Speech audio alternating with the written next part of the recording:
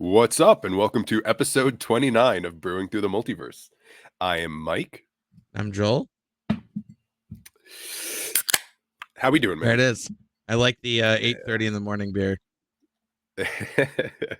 It's always beer time when you're an alcoholic. Beer But clock, bro. what are you gonna do about it? Someone stop me, I dare you. So how's your week been, man? A nightmare.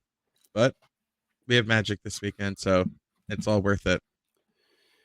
Yeah, man. We have a lot of magic. In exactly 24 hours, we will be Yeah. gathering for some magic. I'm excited.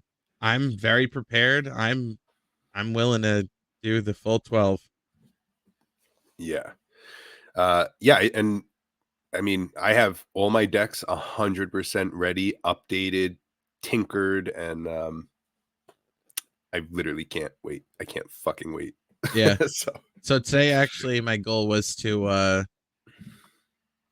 I have a deck that just spontaneously a couple cards that I kept because I just did a recent like audit of everything, and I organized all my cards and I split out like, okay, I definitely don't want these, sell them, keep them type things. And I'm gonna try to slap together like a random deck with some of the stuff I ended up keeping that doesn't have a home. Oh, So nice. not buy anything, just completely raw material that I have. That that's such an amazing thing when you're like, oh, I'll just build an entire commander deck out of the chaff laying around my house. Yeah, I'm excited. So we'll see how that That's a turns out. flex. Yeah. Oh, that's cool. Awesome. Yeah. Did you end up playing yesterday? No, unfortunately, everyone, it was like cascade of cancels. And I think actually Mark reached out to you to fill in. Yeah. Yeah, he hit me up. Unfortunately, I've been on the night shifts, and then what I did is I worked Thursday night into Friday, and I just took like a 3-hour nap to get myself back into the day. That way, I could get onto the normal schedule for the weekend, since I need to live like a normal human for Memorial Day weekend. So I was exhausted, and I just couldn't make the ride. But damn, did I want to? If I Yeah, came, the other would it have person ended up happened? no, yeah, the other person ended up canceling anyway. Okay, all right, all right. So here we are. Magicless. Well, How was your Sunday session last weekend? It was awesome. It was a great time. My decks go off so hard. I only won the end game with Rowan. Um, but there were I'm gonna be that guy that you said fuck off a few episodes. I could have won the first game. It was my error. So I was all set. I was playing junk. I was all set. Hmm. No, I'm sorry. So this is game 2 that I really fucked up. I believe I was playing Kate, the Cage Brawler, and I was all set, and I did some sort of board wipe that killed everything. And Nick put protection on his creatures, and I didn't notice because Keldon also put protection on his creatures. So with that happening, with just one creature, when that happened, I chaos warped Keldon's creature just because I thought that was the only creature left on the battlefield, being way too hasty, not realizing that Nick had all of his creatures. And after that was done, it was just game over for me. But I was in such advantage. If I would have just chaos warped Nick's, I could have gotten somewhere. But that's just me punting the game like I normally do. Yeah. I've never So seen you do that. yeah. And then Nick was honestly, he was slaying me the entire game. So when I played Junk, I had no, so I'm ass backwards on this. Anyway, the first one was junk because this one I made a ton of treasures with Old Gnawbone, Yeah. and I was in a great standing. And Nick had a creature out that got plus X plus O equal to the number of artifacts an opponent has, and I had like 15, 16 things. And anytime I sacrificed or an artifact went into my graveyard, I would have to take a damage. So now I couldn't use my treasures because I was only at like 14, 15 life. Yeah. But I couldn't deal damage to anyone without getting more treasures, which was pumping his creature even more, which was Yeah, putting me that's in a more dangerous. So I just got removal I for got that stuck in creature? this lock. No No, removal? Damn. no, I didn't have it, and that How just many locked single me down long target enough. removals do you run usually? Probably 6 to 10. Or that's But where I'm at. I try to keep my single target removal, like, let's say maybe 4 of them are gonna be Swords to Plowshares, Chaos Warp, something like that, and then other ones are gonna be something that works with what the deck is doing, whether it be, sacrifice a creature, it deals damage to a creature equal to that power in a sacrifice deck, or a fight spell for some sort of big the Cage Brawler deck, something like that. How many do you run? I'm in the same boat. I would say I run like 7 to 8 on average. Yeah. Yeah, you gotta have it. But not that game. It didn't have it that game. Yeah. But it was great. Everybody played super tight. Everything was a blast. So Commander. Commander, love it. Love to play it. Yeah. Yeah. It's gonna be a good time tomorrow. And I think it's supposed to be shitty weather, so it's all the more reason to Oh, just even sit around better. and play. Even Yeah. better. What are we gonna go outside when it's raining? No. Yeah, that's absurd. Fucking crazy. Ah, man, this beer tastes so good. With the night shifts, I can't really drink. I come home, I go to bed, I wake up, and the kids are around. I got to get ready for work, and I've been holding back on the drinking. But damn, this is good. Nice. Yeah, actually, I got to pick up some stuff for tomorrow. That way we have it. I don't think any liquor stores will be open when I'm heading over to you at 8. But anyway, let's continue our talk on our favorite Magic the Gathering cards and their colors. Word. All right. All right. So we will move on to blue. It's next in the Wooburg. So this is the Oo. And what do you got, man? Let's start us off. What's your first card here? So my first card is one second. I have it ready. I have one in head.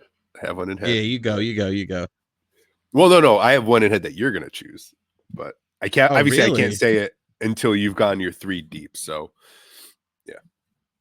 Okay, I'm interested. I'm trying to do the share screen thing. I'm just trying to get there it is. All right. Boom. First card okay, is nice.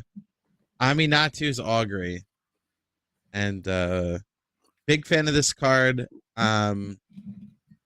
I just love that it's choose a each non-land card type. You know what I mean? Like you could cast the spell. It's huge and expensive, very splashy.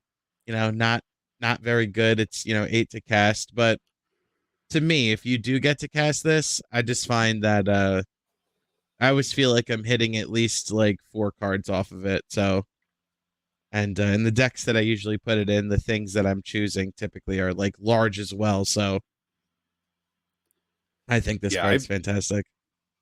Yeah, I've seen you do some serious work with this card. It's counterintuitive to what I think you would enjoy. I mean, an 8 mana spell is kind of a pet card typically, but this is your pet card. I've seen you cast this a lot, and you always have a big smile as it happens, and it always works out for you. You never really whiff off of this card, which is kind of crazy. Yeah, because it's random. This is random. You could end up with not that much. But it's almost always like an enchantment lands creature and then like artifact. But then sometimes I hit the planeswalker too. Or like, maybe I'll run this in a deck that has battles in it and then we'll hit a battle. We'll see, Yeah. So now this is only all right, so I'm going to actually read this so I understand because I don't know if it does instant sources. Exile the top 8 cards of your library. You may put a land card from among them into the battlefield. Until end of turn, for each non-land card type, you may cast a spell that type from among the exiled cards without paying spell cost. So so you could even get a removal spell. You can get anything. Spell, all that stuff. One of each. Like one of everything, please. Well, I would say that if you hit at least 3 things, then you're already like ahead because 8 mana to cast 3 spells, probably casting more than 8 mana's worth of spells. But the fact that it could go up to 5, 6, 7, once you're past, I think once you're at 4 or above, that's when it's like, holy shit, the value. And Yeah. like I said, it's not like a staple. It's not expensive even. What does that say? 34 cents for a copy. But I just love this card. Yeah. Yeah. Honestly, you could even get two. I mean, if you get 2 5 CMC cards or mana value cards, it's more than enough already. Yeah. So Plus you're getting that land out. You're also getting a land out. And it's not tapped. It's just coming out. 8 mana ramp. I love it. Yeah. In blue. All right. Dude. All right, give I me like one. that. That's a good first choice. Okay, so my first one is gonna be Torrential Gear Hulk. Okay. So Torrential Gear Hulk is 4 blue, so it's a 6 mana 5/6. It's an artifact creature, which could be important if you're doing artifact stuff. But it says it has flash. When Torrential Gear Hulk enters the battlefield, you may cast target instant card from your graveyard without paying its mana cost. If that spell would be put into the graveyard, exile it instead. So it's a big blue body.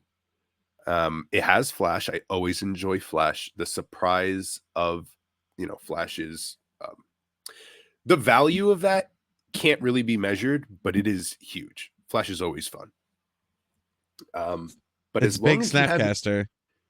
yeah, and I mean it with Snapcaster, you have to pay to recast what's in the graveyard. Yeah, I it's the flashback cost of its mana value, I believe. Yeah, so I love any removal spell, any ramp spell, any recursion spell, anything that's an instant. I wish it did sorceries, but that's fair. Instants are plenty good. Yeah. It's one of the few blue creatures that I really do enjoy to have in a deck, and I have fond memories of it in Standard. The Kaladesh Standard was a wild time, and Cody I do would play not this have constantly. Yeah. I would not say that's fond memory at all. It's a very okay. unfond memory of That's just fair. like either getting hit with like, oh, in response to your play, they get a 5/6 body and they're countering your spell with the thing they flashback, or end of your turn they have a 5/6 body and they recast like a draw 3 spell. So now their hand is at 8 and they have a 5/6 and it's like, word, okay. Yeah. But I mean, that's the best value you can get. That's such a good play. And the artwork is always fun. This was the first set with masterpieces, right? And they had a masterpiece version of the Torrential. They did, yeah. Yeah. That first set of masterpieces was such a fun time. It felt reminiscent to looking for the One Ring in the Lord of the Rings packs. Like it really made opening a pack a good time instead of just something you shouldn't be doing. Actually, I think the first time they did that was Expedition Lands in Battle for Zendikar. Oh, that's right. Oh, okay. Yeah. Oath of the Gatewatch had all that shit, right? No. Definitely Battle. I don't know if Oath had another set of them. Okay. Yeah. Foggy memories. But that was always fun. Always a reason to buy a pack when you were at the shop. Yeah. And of course, the one masterpiece I pulled out of a pack was like the worst one, so that was cool. Boil. Pulled out a Boil. Yeah, I'm glad that I got no, it was I think it was like Black Vice. Yeah, okay. I got this. Okay. So I'm opening my pack and I see the border and I get super fucking hyped and it's Black Vice. How much is it selling now? $26? Yeah. Ew. To be fair, I did flip, like when I did originally pull it, I think I sold it for like $80 because all the inventions were like super high at the very beginning. Right. But then I think people realize that Black Vice sucks ass. So yeah, I think the only one that I pulled was a Crucible of the Worlds, and I sold it immediately. I didn't even the think fact about that we holding pulled onto one it. at all is a miracle. That it was a very, very rare. I forget the percentage, but You think it was that we're lucky and not the fact that we just kept on buying packs every week? I mean, listen, I bought like 3 or 4 boxes of I think it, all told it was 3 boxes and like 2 bundles of Battle for Zendikar, and I pulled the Expedition Scalding Tarn, which at the time was like $400 or something, and I was like, yeah. oh my god, I pulled a $400 card, like, and girl did some girl math of like, that that negates the 4 boxes I purchased at $100. It was all worth it. So Yeah. Well, yeah, I mean, for Lord of the Rings, I probably went 800 deep, and I didn't even sell any of the cards back, so that was just all loss. Oh, no, nice. no, no, no. I sold 3 One Rings and 2 the Orcish Bowmasters. I'm So I sad got I some never back. pulled the Bowmaster. That's still on my like staple that I need to own one copy of list. That's fair. I wish I didn't sell them right away, but at the same time, it's not like I would run them. I don't Yeah. see it as in Commander, at least, I don't think it's that good of a card in Commander unless you're kind of building around it and it fits. I see its purpose in, constructed 60 cards, but It's I don't very know. prominent in CDH. Okay, that's fair. That makes sense, but not I think if I was to drop one in our meta, like our pod, I think it would just kind of get killed. It's a 1 mana creature. Someone would Yeah. just do its thing. Making a token. Making some orc army. Oh yeah, get a little orc army. All right, that's fair. All right, what's another blue card that you like? All right, so my second blue card is I hope this works like this. Expropriate. And Mm, I wanted to say that this is a bit of a cheese card because I love extra turn spells in general. yeah, So that's like a theme.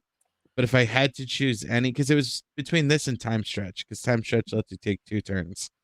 But this can also let you take 2 turns, but nothing makes me happier than telling everyone that they either have to give me an extra turn or give me something that they control, like they own. So and you choose what you get from them yeah, too. exactly. So That's the best part. So it's either give me your best thing on the board or give me an extra turn. And nothing I love more than when people make the horrible, horrible choice of giving me more than one extra turn. yeah, I see it when because you've cast this a lot, and you don't do it too unfairly. I mean, for the most part, we've all learned don't give you the extra turns. So we'll all, begrudging. I picture it like you approach us and you're like, "Give me the keys to your car, or I'm going to end your life." Because that's really what Yeah, it is. It's basically, like yeah. you could either, oh shit, all right, you can have my car. Otherwise, I'm not going to see tomorrow. And we all give you all of our cars, and then we realize that you still get an extra turn because that's what you're always going to choose yourself. Yep. So it's a hard pill to swallow, but it is a fair card because if you're paying 8 mana for a sorcery, and 9. what? Oh yeah, 9 mana. And what if we don't even have anything that good? At the end of the day, you're paying 9 mana to take an extra turn and get some treasure tokens or something. Like I Yeah. don't know. So again, that's Yeah. another one of those very high ceiling cards, like augury that you just showed. So on theme, man. Damn. Yeah, big fan of splashy blue fucking bullshit. I do have to ask, where does your affinity for taking turns come from? What is your passion for these turns? Um, I feel like it's out of a sense of selfishness of wanting to play more and not wanting to wait for other people to take their turn for like 5 months so I can get back to taking my turn. Is really what it comes down to. And you know what? It kind of reminds me of like nothing I hated more, and would refuse to do this. My friends quickly learned out. Nothing I hated more than when you went over a friend's house when you were a kid, and they're like, "Let's take turns playing this single player video game." I would always say like, "Fuck that! I want to either play a multiplayer game or we're not doing this because I'm not going to sit here and watch you play." And I think that this is just like the adult, like built out version of it, where you know I don't want to watch you play, so I'm going to take a bunch of extra turns. That's a good explanation. All right, that opens up some insight. I do remember that as a kid being like, "All right, we're gonna take turns on Crash Bandicoot," but Nope. they own it. They've been playing that forever. So like they're going through 3 levels. They hand it to you. You fall off a cliff and like, okay, my turn again. And it's like, Nope. I oh. refuse. Not doing it. I don't watch Let's Plays. I don't watch like streamers stream anything. I never want to watch somebody else play something. I'd rather just do it myself. Damn, No, we just learned something about little Joel. All right, Yeah. damn. Even high school sports. I played football. I played football for 4 years in high school. I have no interest in watching football on TV because I'd rather do it. I don't want to watch somebody else do it. Yeah, same. I work construction. I work with the stereotypical. I love football. Let's fantasy draft. Let's watch the game. And I can't get into it because at the end of the day, if I'm going to sit down and watch someone play a game, I might as well just go play a game. Play I it. don't Yeah, know. exactly. And I enjoy football. I'll play it. It's a good game. I played it my entire life, but yeah, I'm not watching that shit. I'll do my own shit. All right. So my next blue card, I would have to say, is Triskaidekaphile. Huh. So it's I don't know how to spell one in a Trisk and then aid. That's and close everything else enough. hopefully Nope. pops up. Yeah. So one in a blue. It's Yeah, a it 1/3 human wizard. It says you have no maximum hand size, and at the beginning of your upkeep, if you have exactly 13 cards in your hand, you win the game. And then you could pay 4 mana to draw a card. So I don't run this. I don't have this in a deck, but I've been trying to fit it in a deck. This is something you kind of have to build around. I like alternate win cons. I love Triskaidekaphobia. I have definitely played the hell out of that card. I've taken some people out with it. It's not anything broken. This isn't something you can win with easily. It's easily disruptible. I mean, you could just kill a creature. It's 4 mana to draw 1 card. But I love Triskaidekaphobia so much that the fact that they turned it into a blue creature that allows you to draw cards also really stands out. Blue is not a color that I really enjoy too much. So when I see something fun like this, I really do gravitate towards it. Have you ever What do you think? considered making a Dimir Triskaideka deck? Triskaidekaphobia? Where No, that has never crossed my mind. really? Never. Where the whole No. point of the deck is just like hand manipulation and then getting out either this or Triskaidekaphobia and trying to win with either one. And then just, hand sculpting type cards and like removal to help you stay in the game.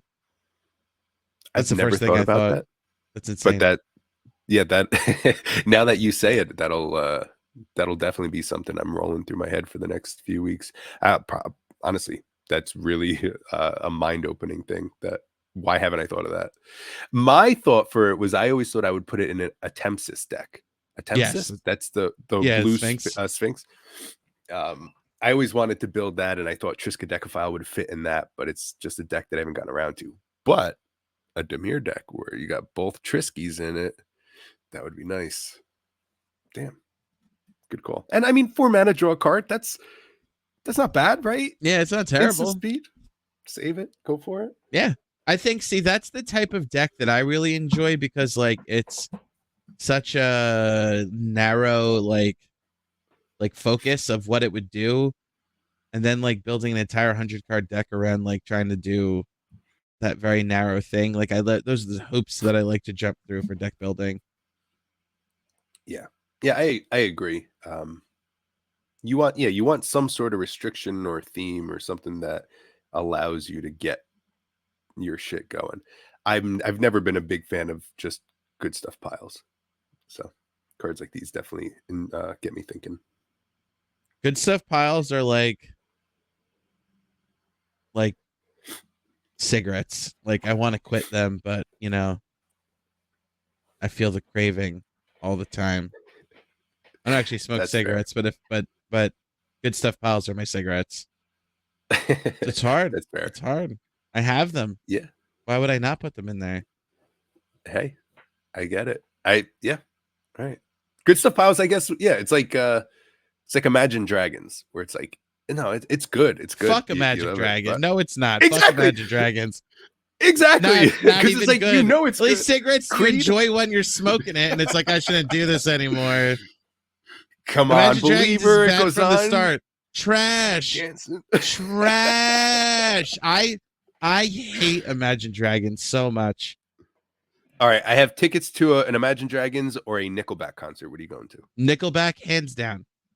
I've been to a Nickelback concert. They were fantastic. Yeah, I was gonna say, at least I know the Nickelback songs, and I could be like, "Look at this photograph. Sometimes it makes me laugh." I would rather do that than fucking the fake manufactured like mass appeal music that. Yes, I know Nickelback's the same thing, but that Imagine Dragons is. There's something about Imagine Dragons that like rubs me the wrong way. Well, I'm glad I chose that as the example, man. I got I got a good reaction Trash, from you. trash. Listen, you pop a little Molly, you fucking go No, to Imagine Dragons. I wouldn't. I would never do it. I just wouldn't do it. Shit. All right, fair. All right, what's your last blue card? All right, so my third blue card, and I'm excited to see if you've guessed any of them so far, is my good old friend Displacer Kitten. Okay. I fucking love Displacer Kitten. And there's no secret that this is like a great card, you know. The 4 mana for a 2/2 cat beast, but who gives a shit about the stats? Because what you really want is whenever you cast a non-creature spell, exile up to 1 target non-land permanent you control, then return that card to the battlefield under its owner's control. And the blink shenanigans with this card are fantastic. I haven't run it in too many decks, but any deck where you want blinking to go, Displacer Kitten's the way. And my favorite place to run it is in my Zevlor deck, which is like my secret favorite deck.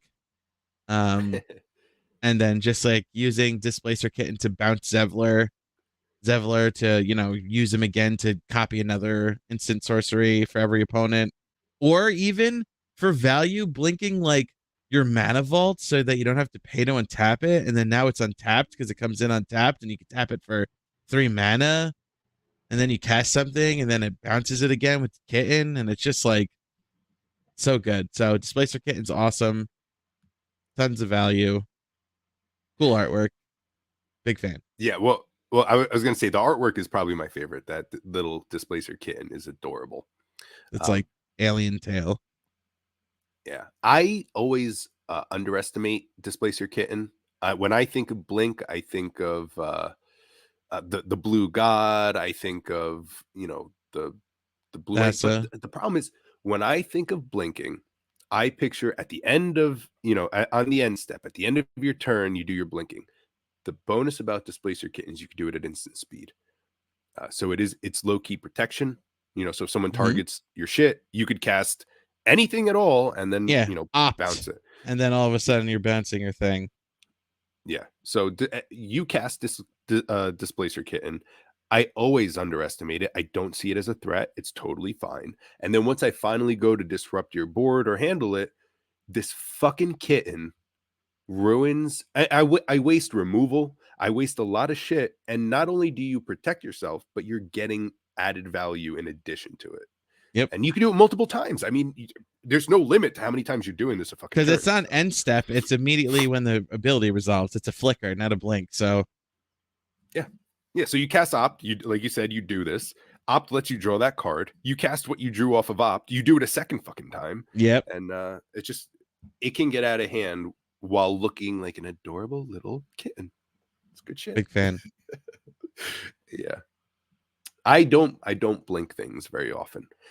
It's something that I've avoided. The complex systems of Magic, like blinking, like tokens, where there's a lot of I like triggers, but when there's a lot of board maintenance, I get a little fucked up. So not a card I would run, but damn, does it hose me every time you cast it. All right. My third blue card is Leyline of Anticipation. I almost chose that. Yeah, I mean it's a unique card. So it's 2 blue enchantment. If Leyline is in your hand on your opening hand, you may just put it right out on the battlefield for free. Start your game with Leyline. And then it says you may cast spells as though they had flash. My Wrath deck I had for a few years, and a Wrath was all about casting everything at instant speed. Everything had flash, and from playing it so long, there is an advantage to being able to do your shit whenever you want that you can't measure, because it depends on what's in your hand, what's going on, but it is such value that I can't ignore it. And when I can get a Leyline of Anticipation onto the battlefield, I feel like I am 3 steps ahead of everybody involved. It just you could save your board from board wipes because you're going to drop your creatures at the end of the last person's turn.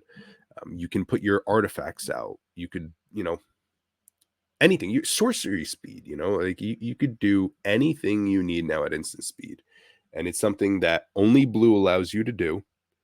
And that's why I thought it had to be in my top 3 for blue.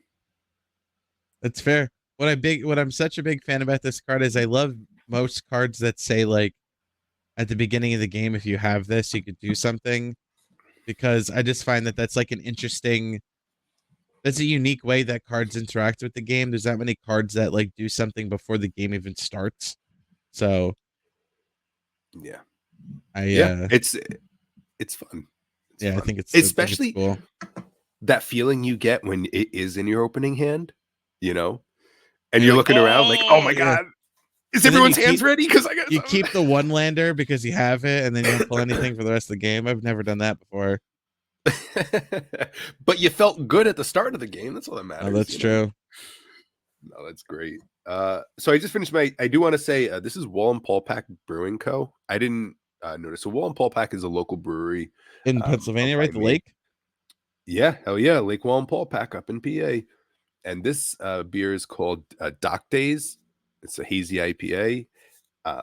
This was so fucking good. I really took advantage of the fact of how good it was, and then I realized that this was Wallenpaupack. I typically buy larger name beers, but this was really good. I got to go visit them again. I went there once, and their Largemouth is an IPA that they have, and it's good, but it was nowhere near as good as the Stock Days. And for the sake of our Magic the Gathering, we'll call it Deck Days. Nice. But now we're going to go to a nice land shark. The only reason I know about Lake Wallenpaupack is because in The Office they go there. Yes. As like for the beach episode. Yeah, it's wild pulling up to that. So I always think of a lake as a lake. And then the first time we ever approached it, it had waves. Like it was the largest lake I've ever seen. I mean, I've been to Lake George. I guess that's pretty large. But I wasn't ready for it. It looked like I was approaching the ocean there for a minute. So yeah, good stuff. Hell of a lake. Hell of a lake. Yeah. Are you a lake swimmer? Do you get in that lake? I used to be, but honestly, I have to say that like now that my hair is much longer and requires a lot more maintenance and upkeep, like I don't really love the idea of getting like lake water in my hair, because then like my hair smells like lake, and that's like gross. So if I do, I'm not opposed to it, but I want to take a shower like right afterwards. Same thing with the ocean. Yeah, I'm more down to go into the ocean than a lake. A lake always kind of freaks me out a little bit. Yeah, I don't think I have the phobia, but I do when I'm looking into a body of water. Just picture shit like floating around in there that wants to eat me. Oh yeah, or me, like any like seaweed or like anything. I'm like, what the fuck is that? What's touching my feet? No, thank you. Yeah, and it doesn't need to be a Loch Ness monster. It could literally just be like a lobster or a crawfish that can bite my toe, and I'm like, no, thank you. No, yeah, I'll stick with pools where I could see my feet. Yeah, or like I said, clear even the oceans. Yeah, ocean doesn't bother me. I know there's jellyfish and fish and everything that don't bother me, but for something about lakes just really makes me nervous. But I'll still go swim in it. Just know that in the back of my head, I'm not having a great time. Which actually, so we're going. We have a family vacation coming up this summer. We are going to a lake. You will be there with me. We will bring our Magic cards and play. But there will be times when we're gonna have to go in this fucking lake. So we better be ready for that. So do you do kayaks? How it's going? Yeah, I kayak. I'm not like, I don't love it because I get a little motion sick, but I'll take like medicine before to like help me. Yeah. Okay. So work might fuck up the trip. There's 0% chance I can go for the entire week. Maybe a couple of days, like 2 at either the beginning or the end, but I highly doubt it. And then actually, I don't know if I mentioned it, but I got Taylor a job at my my spot. She's leaving Sparta Pharmacy. Yes. Dana was telling me that. Yeah. Yes. That's So I also fantastic. don't know how much time she's gonna have either. So we'll see. Dude, I picture 2 weeks from now, she has dreads too. She's back into the weed lifestyle. I'm Do your work, man. Do your work. trying. Doing my best. That's great. Man, I just recently saw a photo of you with your dreads. I miss that. Do you miss it? Would you regrow those dreads? No, Or I was don't that a miss it lot? at all. It's a lot, No. yeah. Just like it's like you constantly have to move them, especially with how long they were. For the people listening, I had dreads like down to my waistline. Yeah. It was like 7 years of hair growth. Um, and yeah, no, just not like you're putting on your shirt, like even something simple as that, like you put on your shirt, pull the dreads out of the back of your hair, like the back of your shirt, because like it's that long. You're putting on a coat, Right. got to pull your dreads out. Like you're bending over to pick something up. Hey, dude, even bending over to like clean the toilet, like you have to worry that your hair is gonna fall in the toilet or like. And I kept Hmm. mine back in a ponytail pretty much all the time, and I still like, or like you're eating food and you don't notice that like one of them is like in your pasta, and you're like, oh shit, there's some sauce on my hair now. So Yeah. All right. That's fair. smoking I weed, had worried long to hair. get one on fire. I'm sorry, that's the last Oh one. my god. Yeah. Yeah, I had long hair. It was down to my shoulders, and that was annoying enough. So I can only imagine if it was more than that. Yeah, I it's didn't. I actually don't like been. Sorry, go on. no, just driving in a car with the windows down when you have long hair. It's like fuck that shit. Yeah, just like Yeah, all just over it. tickling the face the entire fucking time. Uh, yeah. I'm glad I have short hair again. Since I haven't Okay, had a that's fair. haircut since January of 2020. The last haircut I got. Wow, really Yeah. legit. You're gonna have to pull them straight one day for me. Let's see how long they Yeah. got. You know. I think it's like I did it for Taylor the other day. I think it's like 13 inches or something, she said. Like Woof. to the bottom there, You could see like Damn. the length. That right down the middle, that was like a misfit style. I like that. Yeah. Yeah, So that's long as shit. yeah. It just doesn't seem that way because my curl. I take better care of my hair now than when I was younger. So my curls kind of like, hide it. Yeah. Yeah. I can't grow any of my hair is thinning too much now. Like I used to have the man bun bullshit. I just can't. It's too thin. So keep it short. One thing I'm grateful for is that my hairline is still solid. Like I still got it's hanging in there. Yeah. My front line. Actually, my hair's Magic the Gathering content, right? My Yeah. hair is growing down further down my forehead. I have random hair growing out of the middle of my forehead now. I gotta Nice. keep on pulling that shit out. I don't know. Yeah. Getting old. The forest is growing, you know what I mean? Like it's pushing out into the field. Yeah. Wild spread, wild growth. Yeah. So my blue card that I thought you were gonna say was actually Mystic Remora. Because Rhystic Study would have been too Too cliche easy, for you to yeah. say. So I thought you were going for the Mystic. I was close, and I was like, nah. Just like Teferi's Protection. Like I can't choose cards I like because they're fucking good. You know what I mean? Yeah. Even though Yeah, I Expropriate's know. really good. Well, I mean, kinda. it used to be. It's no one's right. Yeah, not anymore. So. Yeah. Yeah. But I still love it. But yeah, no. Yeah. I like Mystic Remora. I have mixed feelings about it too because it just feels like sometimes people just like play around it the first couple of turns, even though like essentially I like playing it turn one.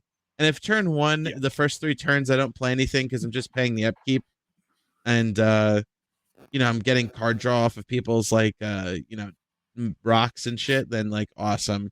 But then like if I see it late game, I don't love it because usually people have the mana to just like, or they don't need to cast anything. You know what I mean? Like it does cost 4 to stop it, Yeah. but yeah. Yeah, I No, was gonna not say I would never pay the 4, but I would sandbag cards that would make just to avoid make you the draw. Yeah, and then watch you on your upkeep. Be like, is he gonna pay 4 mana now himself? So it's hard to play around because I definitely have to sandbag, but unless there's a reason, I'll definitely try not to let you draw off of that. Just fair. But then I also view it as bet value that people are slowing themselves down. So like it's 1 mana to slow your opponent down, which isn't a tangible result that you could see on the board, but still like, they're 1 turn behind now. Yeah. Most the best example is the early mana rocks that I will not play because of your Mystic Remora. And you know, no, you don't know that I'm hurting, but now turn 7, turn 8, I'm missing 2 extra mana because I had to drop it later or this and that. And it does. There's a lot of repercussions to a Mystic Remora that even if it wasn't drawing you cards, that you definitely got value out of. So, yeah, I know it's not on the list, but damn, Mystic Remora was something I was waiting for. Nope. Before we move on to our blue cards, I did want to mention to you. Oh, black cards, yes. So I listen to Good Luck High Five. It's a Magic the Gathering podcast. Maria and Megan.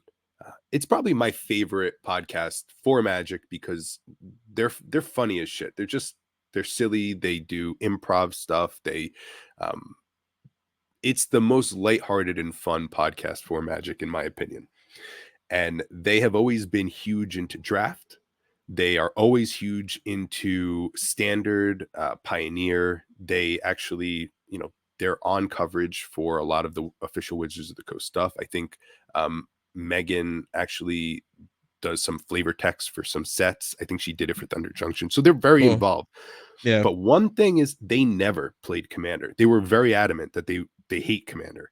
They said the decks were too big, that they couldn't shuffle them. They didn't think it was fun. And about 2 or 3 months ago, they played their first few Commander games, and now they are all in. Oh, yeah, Bro, of course. It is so awesome to watch people so established in the Magic community and so skilled at this game to be playing their first games of Commander. I'm enjoying it so much. And they have a Commander, show also. I think it's called Arcade, Commander Arcade or something like that. And you're watching people playing Commander for the first time. I am enjoying these series and episodes so much. And then listening to their commentary on their episodes of like, I can't believe how crazy that play was and this and that. And it's like, oh, you don't even know yet, but I wanted to call out and say that even the most entrenched Magic players getting into this new format, it is the most enjoyable thing to see people truly understand that Commander is a totally different thing to Magic as to any other format, I mean, so. I know I don't know if maybe I'm in the majority, but it just, to me, this Commander encapsulates the gathering part of Magic, because Commander is like captures like some of the joys that you had when you first started playing Kitchen Table. And I know that you kind of came into it later, and I kind of taught you like formats probably early on. So I think you just went like right into Standard. But when I was younger, like in high school and playing, and like it was just like, oh, I'm gonna mash up these two like theme decks that I got, and like a couple cards from like random packs, and I'm just gonna play against my friends. And the theme was like, these are just some zombies I have, or like, these are my cool green and red creatures that are all in a deck. Commander captures some of that like magic and allows you to gather in a larger group, and the stakes aren't as high, and it's a social game. So like, yeah, I feel like some people worry that Commander is like kind of ruining the game, or at least like don't feel like it should be the premier thing. And I do feel that Standard has its place in like, pushing out new cards and keeping like a cycle going. But at the same time, yeah, Commander is definitely, what Magic is to me. Like it's quintessential Magic for me. Yeah. Because, you sit down to play a game, you play to win. But there's something about Commander when you sit down, we're saying this every episode now, but you sit down and it's more for the social aspect of it than to win. Obviously, we're all trying to win. I'm still thinking about the win I fucking punted last week. So it's clear you want to win. But yeah, it's just so much fun. It really is a mindset change as opposed to every other format in the set. And I recommend go watch them play their first few games of Commander. It is absolutely adorable watching people realize what this format is. So, and even just building the decks, the first deck they built, I think Megan built Narset and with extra turns in it because they didn't know. And, they were taking Yeah. recommendations, and someone was like, "Hey, Megan, you would love this Narset deck," not realizing what it did. Like halfway through the game, she's like, How "Oh gross it no, is. Yeah. oh no." So, yeah, just again, just absolutely precious watching those first experiences on camera and seeing how people handle it. So, I feel like I saw that they did something recently, and I didn't actually watch the video, but it sounded like something that I thought we would like. Like, did they do like a box league? yes, they each bought a box of a set that they loved, and they built a commander deck out of that box. So the commander has to be from the box. Every card, a singleton still, and great fucking game, man. Oh my god, Yeah, I would love to do that too. I would love to. Right? Just a Okay, yeah. what set? What set would you build from? Well, okay, so then I feel like this is the problem is that it would have to be like it's hard not to say Commander Masters. Um, Yeah, I feel like you'd have to pick like a standard set so that like the power yeah, level isn't like jacked up. yeah. Because then I would just pick a like Commander Legends, Commander Masters, even Baldur's Gate, like one of the Commander's themed sets because that has more of the support, but that kind of takes away from the fun of like building the thing. Um, what set would I pick? That's a good question. Do Now, you know what set you ideally, would pick? I would probably go for now. Someone picked New Capenna in the thing. I would probably pick New Capenna too. You would have to go for a newer set. That way, there was a lot of commanders. There was commander built in mind into the set, and True. colors and power is up to snuff. One of the decks played in that specific episode, they had pulled a Thalia and I'm sorry, a Thalia and the Gitrog. So that was a fucking problem. Um, so like you have to be smart with who has the best commanders, who has the best, multicolor cards and shit like that. But I would go New Capenna just because I like that set so much. You know what? My gut reaction, and like, I would, not hold me to this, but I would say that probably March of the Machine is the first Mm, thing I would say. yeah. March of the Machine is definitely up there. Um, and if not March of the Machine, then maybe Strixhaven. Okay. Oh, Strixhaven's a good call. Damn, because they Yeah. have the modal spells and yeah, you get a lot out of that. So Huh. those would be my first two choices. I mean, if I could find a box of Cons of Tarkir for less than like $800, then maybe that. But actually, how much is a Yeah. box of Cons of Tarkir? Oh, it can't be too much. I'm gonna say a box of cons is 180. That'll be my guess. Dude, I okay. I hope so. Let's see. What's your guess? You're 800? No, no, no. Okay, a box of Cons of Tarkir is one TCG low 161.98 shipped. All right, there we So go. 162 where that's actually a lot cheaper than I thought. I just because it's like this older set that I thought it would be like jacked up, but like realistically, I don't think there's anything in Cons of Tarkir that's like expensive because No, the everything's fetch been lands are getting reprinted. the fetch lands are getting reprinted in Modern Horizons 3. So Polluted Delta is like $25, but all the others are between like 15 and 20. And then after that, it drops to like $5. Yeah. Yeah, and that's the one with the Dragon Lords in it, right? But they're not expensive anymore either. So, No, well, isn't Dragon Lords oh no, from? cons. Yeah, this has the Fate, cons. right? That's actually why I would choose it because I feel like a 3-colored set is the way to go if we were to do like a commander thing. Because like we said last week, like 3 colors is where I like to live for for commander sets Yeah. Okay. decks rather. So we'll have to do it one day because honestly, that's a great excuse to open up a box of a set that we love, and then we fucking build a deck and play it. And see what we can do. Yeah. All right, that'll be our next 12-hour commander day. Yeah, event. All right. Word. All right, on to black. Top 3 black cards. You go first. All right, start us off. No, you go All right, first. I all said right, it first. All right, here we go. Right off the bat, Protection Racket. So 2 and a black enchantment at the beginning of your upkeep. Repeat the following process for each opponent in turn order. Reveal the top card of your library. That player may pay life equal to its mana value. If they do, exile that card. Otherwise, put it into your hand.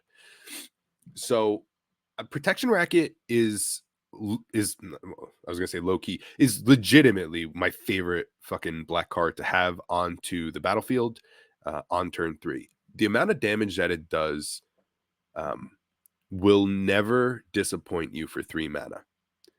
Sometimes you do lose really good cards in your deck, like a 2 mana spell that you really needed, and you reveal it, and someone's like, "Yeah, I'll take 2 damage, get rid of that removal spell." And it feels bad, but at the same time, you have to think you weren't gonna draw it anyway because you're chugging through. So it sometimes can be a feel bad, but at the end of the day, Sin Prodder, which is similar to this, except it does it only to one person, is one of my favorite cards. And the fact that this does it to every opponent every turn can get you value that you don't even know and they don't realize is happening. Now, if it hits a land, your opponent's like, "Oh, I got you. Exile that land. Nothing happens. You don't get that land." But then the next spell could be 5 mana, and in a turn, you could deal 7 damage on your upkeep and no one even batted an eye, Yeah. and then on turn 2, another 5-6 damage happens. And before you know it, you've done 20-30 damage off of this 3 mana card and you didn't have to do a damn thing. And again, you can play it out to where if like someone pays the mana, "Oh man, I really needed that. Oh, dude."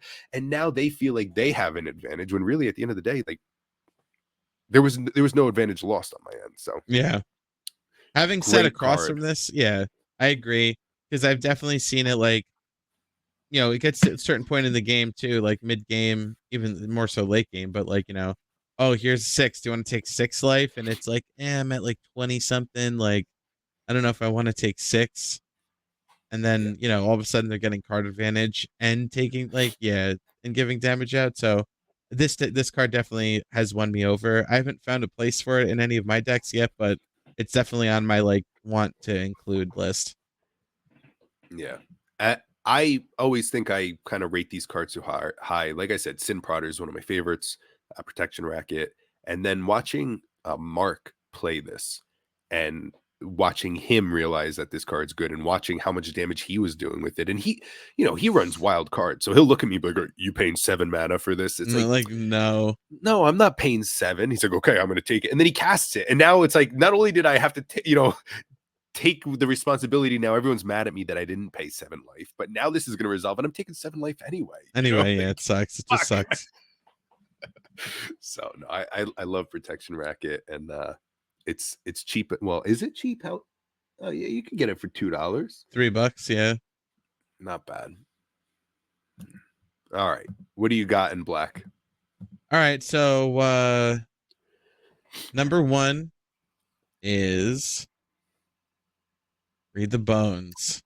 Classic. I fucking love Read the Bones. Is this the best card draw in black? No. Is this a staple card? No. Will I put this in every deck that has black in it? Yes. And that's literally the truth. I fucking love Read the Bones. You get to see up to 4 cards for 2 life and 3 mana. So it's usually the way to go is, turn 1 you play land, maybe Soul Ring if you're lucky. Turn 2 you're playing your like Signet or your Talisman or whatever. And then turn 3 you're reading the Bones. And I love this card. I just really do. I love that you get to scry and then draw 2. I couldn't hype this card up more. As somebody that loves like and has the reputation for like only running staples, this is like my favorite like shitty card. I literally run it in every deck that has black. It's like my first choice for like, oh, my card draw slot. Read the Bones. Man, I agree 100%. Read the Bones is the best black card for when you're trying to find an answer. So I hold my bones until something goes wrong. This is my break glass. Something hits the battlefield and I'm like, "Oh shit, I need an answer to that." Read the Bones is the answer. And I love that it's called Read the Bones because it's literally like when you're in a tight spot I feel like I'm rolling my dice and trying to read these bones. It's like, all right, look at 4. Do I have removal? Do I have board wipe? Do I have life gain? Do I have protection? You know, like whatever you're looking for, read the bones is the way to do it. And again, I love read the bones. The name of it, the artwork of it, just rolling them bones. Roll them bones. Agreed. All right, so Fuck what's yeah. the flavor text on this? The dead know lessons the living haven't learned. I like that. Word. Yeah, big fan. Yeah. Though give it some all right. different art, people. Why is it all the same artwork? I'm gonna Yeah. ask Mark Rosewater. Yeah, call him up real quick. Hey, Mark A. What the fuck, bro? Give me some different art. Yeah. I bought those dice off of Instagram because my FBI agent recommended them to me, and they had skulls, and I would use those to, you know, to roll the bones. But you don't have to roll for this, so I just put them on my Lily Planeswalkers if fit. Yeah. All right. Second card, Phyrexian Arena. Now I know you can agree with me on this one. So this is 1 black enchantment. And all it says is at the beginning of your upkeep, you draw a card and lose a life. It's just a classic card, man. I mean, it's the staple to card. Oh, okay. Do you think Phyrexian Arena? Or, well, no, I guess I can't even compare that to Read the Bones, because Read the Bones is at the moment, let me see what I can get, where Phyrexian Arena is just a slow build. So I just love that. So fucking, you put it down, you draw your card, 1 life. I'll pay 1 life for a card any day. Yep. And it doesn't seem like it's a problem to your opponents. This isn't an enchantment that you drop and people really do have a problem with. People will joke, oh, you're going to kill yourself with it and this and that. And so it's in all of my black decks. I love to see it early in a game, and even late game, you drop it down, you know you're at least going to get a card or 2 out of it. So I agree with this. I love Phyrexian Arena as well. I've seen discussion online talking about how it's probably not as good as people think it is, but in my opinion, you know, it does its job. Like if it draws me 2 cards, essentially, I'm happy. And then if it gets more than 2, then even better. But not, yeah, I really enjoy draw 2 on your turn. Just draw 2. Yeah, because, you know, Protection Racket, technically, you know, you can get more cards off of Protection Racket, but also everyone can pay for Protection Racket and you don't get any cards. Where Phyrexian Arena is like, no, don't worry about it. You don't have to ask anybody. Just get your card. I'm going to take a life from you and move on. Black doesn't have too many ways for card advantage without like sacrificing creatures or, you know, destroying your own shit or paying life. So like just this very basic keep your card advantage is something I'm looking for. All right. What's your last black card? My second, actually. Oh. Is Bob. Dark Confidant. Dark Confidant is my dog. What's the cost of what's the cost right now? Because the last I saw he was like $50. What are we talking about nowadays? Probably like 5 cents. Yeah, what is it? $5? $5, $6? Oh my god. All right, awesome. How the mighty have fallen. Yeah, because Bob's used to be like $40 a piece. And this is kind of like part of I used to play Abzan like holdover love. And I was very close to choosing Twilight Prophet actually for this slot. Because I love the artwork on Twilight Prophet. But Twilight Prophet is 4 mana to cast, and this is only 2 mana to cast, and this has more of like a nostalgia for me, where I don't have Bob in anything, but I am trying actively, and I frequently do try to see where I could put Bob in. And the closest I've been thinking is making a Lurrus partner deck and just making it all like, you know, like two cost and below, or yeah, I think that's Lurrus, right? Is everything needs to be 2 or less. So like you don't get hosed by Dark Confidant as hard, but I definitely love this card. It's great card advantage, and it reminds me of playing Abzan. This Tarmogoyf Siege Rhino, Fucking love that shit. Yeah. Thoughtseize, Lingering The Souls. boys. Yeah, no. I built an entire, we were just talking about Blink decks before, and I've mentioned it before, but I built an entire commander deck just to play Siege Rhino over and over and over Yeah. again. And yeah, so fuck yeah. Love this card. That deck was one of my favorite decks you ever built too. That was fun to play against. I still have It was it. a I good just never get time. I'm gonna play it tomorrow. one. Fuck yeah. Fuck yeah. Yeah. Good, Fuck man. yeah. Good. Yeah. Fuck yeah. No, I want to play all my decks tomorrow. I should be able to. I got 8 decks. I only have 8. I should be able to get the full fucking thing out. I have 12, so I'm hoping to do one if we could get one an hour. I know that's like the dream and that never happens, but it'll really probably be like 7 games if I'm just gonna guess. No, and hopefully we 8. can get more than that. We can. I hope get 8. I'm hoping 8 games. I hope that I mean, because we know it's going to be a long haul. I hope we play aggressively. I'd like to, really be cutthroats. That way we just keep on. Oh well, if churning Mark through. slammed together Tyranids and his Hydras, that's gonna be a fucking nightmare. So we got to get ready to like either kill him instantly or get run over instantly. Yeah, good. I don't want any mercy tomorrow. Remove so I've Lucia Kane. Yes, yeah, dude. My problem is I gotta when he casts it, I need to pick it up and read it because like I don't understand how that deck works so much, and that's what allows me to let it fall out because I don't know his deck, but I know what you're doing, and you'll cast something, and I'll do removal on yours, and it ruins me every time. So I gotta pay attention to Mark. That's not it. Yeah, I don't know how to spell it, but Lucia Kane. Is it Lucina? Again, ooh, look at that artwork on that one fucking card. What the fuck? Yeah, that's crazy. What the fuck is that? Pull it up. Is it a good card? Oh, there it is. Okay. Word. Yeah, so yeah, fucking beginning of the combat in your turn, 1/1 counter on a creature. So in a deck with X spells, that's crazy. But this is where it really fucks us over is the tap, add colorless colors, and when you next cast an X spell, you copy that.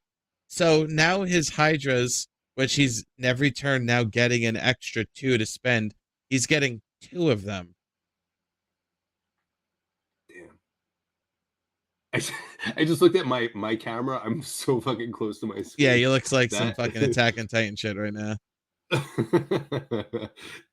Yeah. All right, so that good to know. All right, so counter his commander every time. Yeah, get rid of that. Yeah, this is a must kill because if we let it go for like a second, it's gonna overrun us. Good to know. And then let's see what this card is. Yeah. Okay, yeah. English. Frightful Delusion. Counter a spell unless its controller pays 1. That player discards a card. For 3 mana, trash.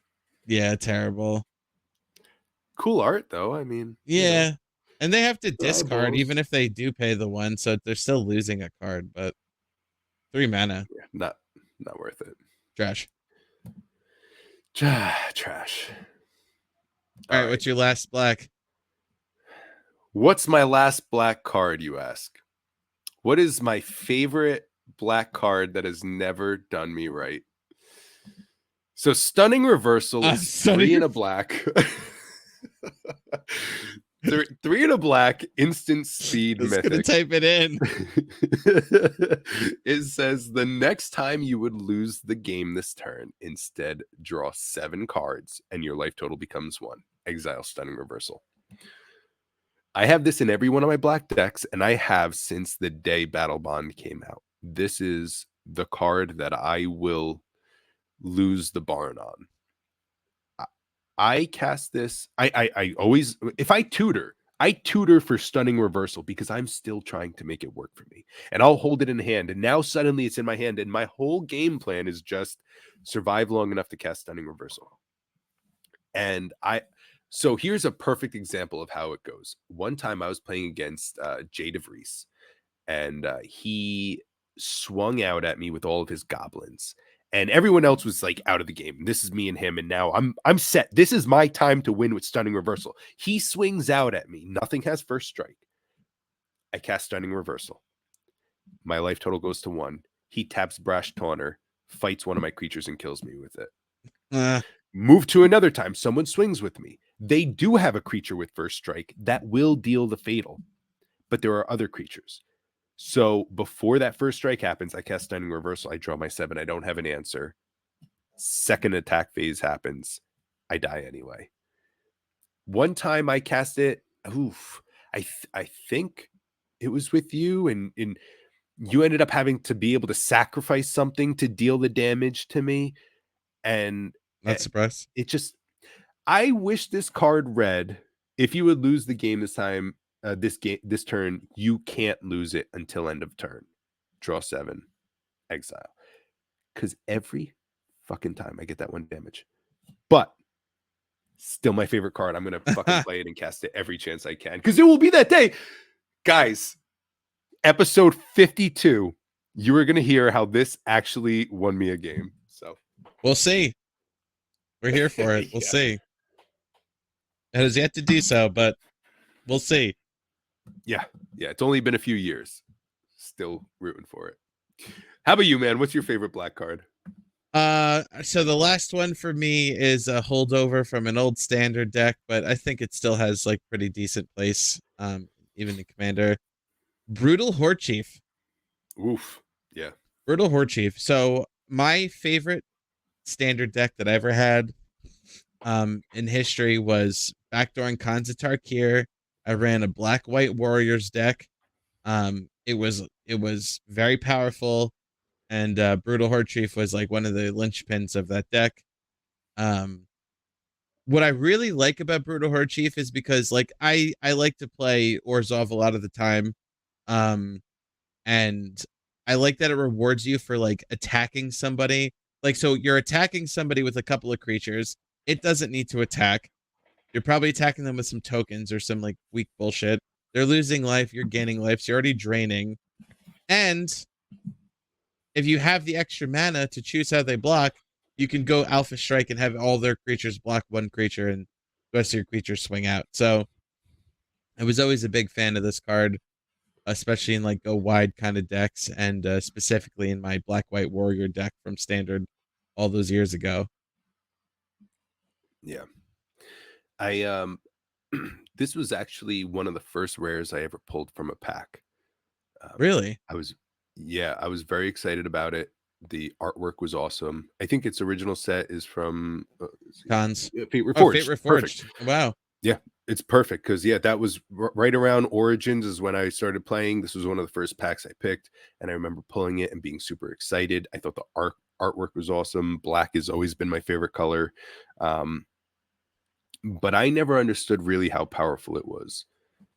The idea was when it swings, or your opponent loses a life, you gain a life. I never put together that it was each creature swinging. So you can swing with a bunch of little things, and before they ever even hit or they get blocked, you're dealing massive damage to an opponent. And that is some serious stuff to know when the Horde Chief himself doesn't need to do shit. He could just sit there. Yeah. And everything else is going to ruin it. So. And then you try to block, and everything needs to block one thing. Yeah. No, this is a cool card, and I don't play tokens, so this isn't something I could ever put in Commander. But who was it? Nick played this against me again, dude. I gotta say, Nick always, I underestimate Nick because he typically plays these, a vanilla tribal. He plays straight precon. I mean, he whooped my ass with Mothman straight precon. I underestimate Nick a lot, and he fucking ruins me every time. And one time he killed me with a Brutal Horde Chief, and that's when I learned that it was every creature swinging does that bullshit. So, damn it, Nick. Nick's story. So actually, he comes to the pre-releases, and I remember one time it was me and him going against each other for first place because we both won the 2 out of the 3. We were against each other, and he had built. It was with the pyro goggles. It was Chandra's pyro goggles. So that was a while ago now. But he had a bunch of devils popping around and these goggles and everything. And it was the most interesting way to win a precon. So I don't even know what set that would have been. What was the goggles in? Maybe it was the not replicator, regulator? maybe regulator. I thought it was the goggles. She's got goggles. It's an artifact, maybe? I don't know. Y'all at home just know. Pyromancer's goggles? Yes, I believe so. What set is that Origins? from? Was it Origins? Origins sound about No. right. Yeah, Origins Man, is when this came out. I'm pretty sure I played this against him in John's shop. So it had to be a more recent set. So maybe I'm misremembering what it was, but it was some sort of red artifact, and Devils just fucked me up. So Nick, I'm coming for you, man.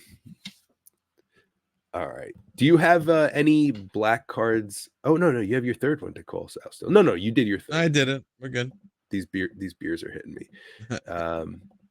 What is it? 9:40 in the morning. I got a lot of shit. Hell yeah. Today. But for my one shout out for a black card would be Dark Ritual. I think that's just the best black card you could cast in any format that it plays in. Dark Ritual, 1 mana, make 3 black mana. Yes, please, and thank you all day, every time. And look at all that artwork. Good shit. Yeah. Oh yeah. Fast mana is always good. Turn 1. Phyrexian Arena.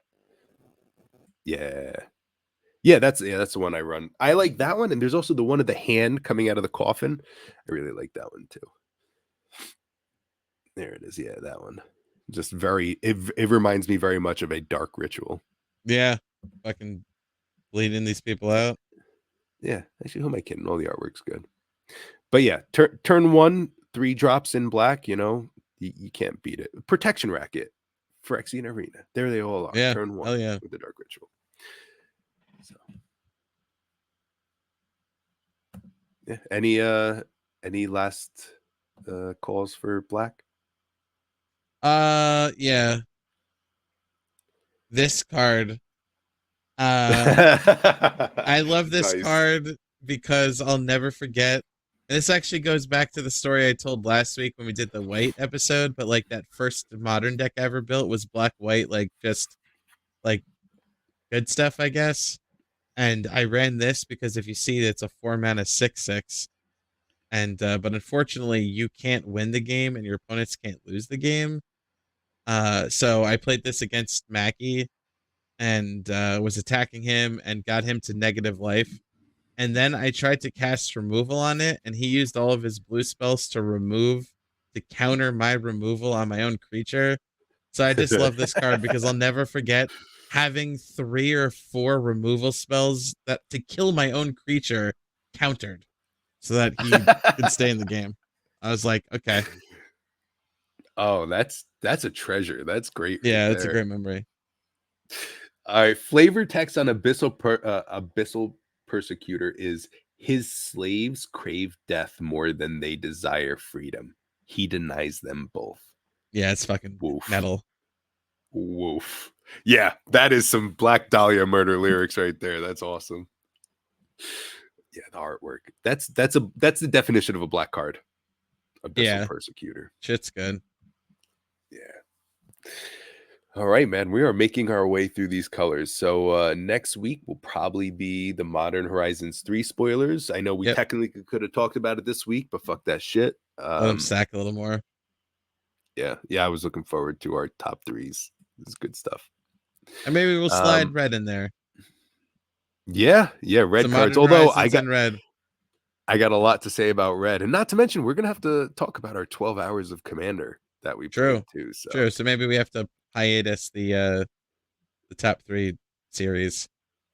We'll see, or we pack it heavy. We'll see. I know you got a lot of work. We'll see. I'm always down to fucking sit here and talk. I'll do a 4-hour podcast. I don't care. But until next week, guys, we will see you next week. We will have info on whatever we're playing, whatever modern bullshit has, whatever we like, and whatever the fuck we want to talk about. Don't you put us in a box. We talk about whatever we want. Anyway, man, let me sip the rest of this. I think this is the bottom of the glass. The bottom is the bottom. It's the bad and pack the can, have again. We fucking out of here. Until next week, guys. Take it easy. Peace.